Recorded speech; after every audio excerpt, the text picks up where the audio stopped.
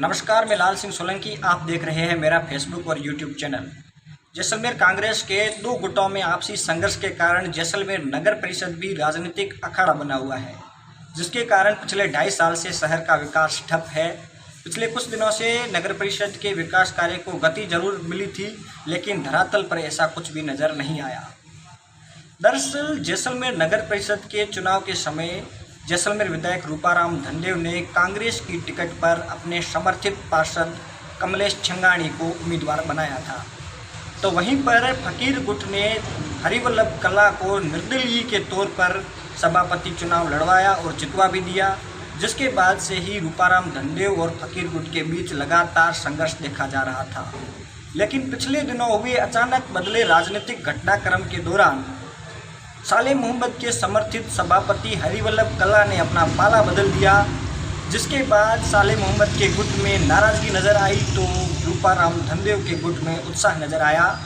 कल्ला के साथ आने के बाद रूपाराम धनदेव शहर में अपनी पकड़ मजबूत करना चाहते हैं। इसी के तहत पिछले दिनों नागरिक अभिनंदन समारोह में धनदेव का स्वागत सम्मान भी रखा गया था। अब आपको बता दें कि जैसलमेर नगर परिषद में अभी तक विकास कमेटी और अतिक्रमण कमेटी के अध्यक्ष के रूप में साले मोहम्मद गुट के समर्थित पार्षद थे।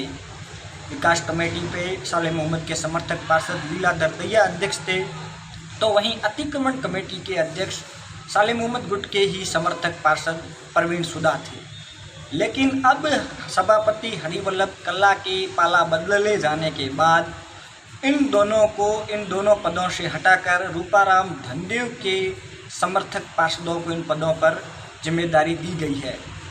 दरअसल विकास कमेटी पर रूपाराम धनदेव के समर्थित पार्षद दुर्गेश आचार्य को अध्यक्ष का पद दिया गया है, तो वहीं पर अतिक्रमण कमेटी पर प्रवीण सुधा को हटाकर कांग्रेस की टिकट पर सभापति का चुनाव हारने वाले कमलेश छंगाणी को अध्यक्ष पद की जिम्मेदारी दी गई है। नगर परिषद के इस तरह से राजनीतिक उठापटक के बीच अब आगे राजनीतिक मायने क्या हो सकते हैं।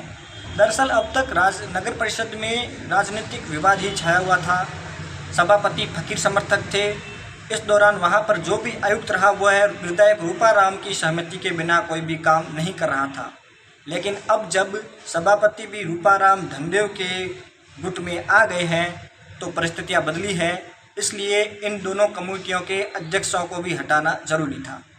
विधायक रूपाराम धनदेव के समर्थकों का कहना है कि कल्ला के उनके गुट में आने के बाद विधायक रूपाराम की शहर में पकड़ मजबूत हुई है और इसी के तहत पिछले दिनों शहर में रूपाराम धनदेव का जो सम्मान कार्यक्रम भी आयोजित किया गया था। फकीर समर्थकों का मानना है कि जिसके लिए इतनी लंबी लड़ाई लड़ी आखिर उसने ही पाला बदल दिया, तो अब देखना यह होगा कि आगे फकीर परिवार कौन सी रणनीति अपनाते हैं।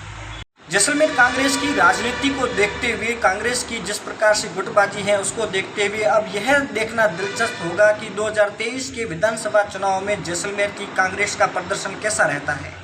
क्या इन दोनों गुटों में कोई सहमति बनती है, या अगर नहीं बनती है तो इन दोनों गुटों में कौन भारी पड़ेगा, या कांग्रेस को नुकसान होगा और बीजेपी को इसका फायदा होगा।